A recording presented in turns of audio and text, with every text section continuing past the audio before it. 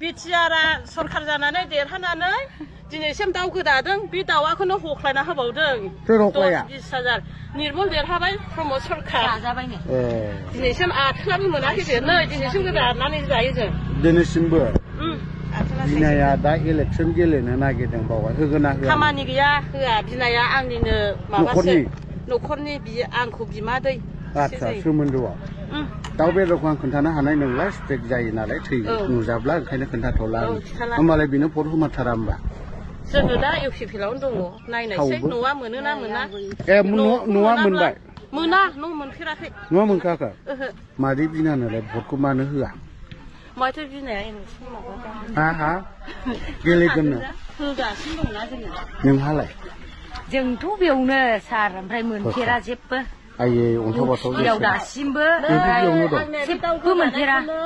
न'बो गैया ओमफ्राय नै दखानाबो एथ' खस्थ' होनानै जायो नै आं नों बेसे गोबाव जाखो बिदि दखान होना जानो आं बिदिनो 4-5 मास जाबाय नोंनि दखान होनायखौ आङो गाहाय थाखो होनना बुङा मानो होनबा नों दिनैसिमबो बर'फोरनि गेजेराव बिदि 12 मिसल फाननानै न'खरखौ सोलिगासिनो दङ नङा होमबा दा इउपिपिआ होनदोंमोन नालाय दानि सरखार गोदाना बिदि दखान सखान होना जानाङा होनना बुंदोंमोन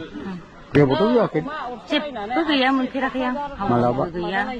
नों मोनाखै न'आव बायला जिलाबाबो जेबो गैफेरा मोनफेराखैनो हाउसिंबो गैया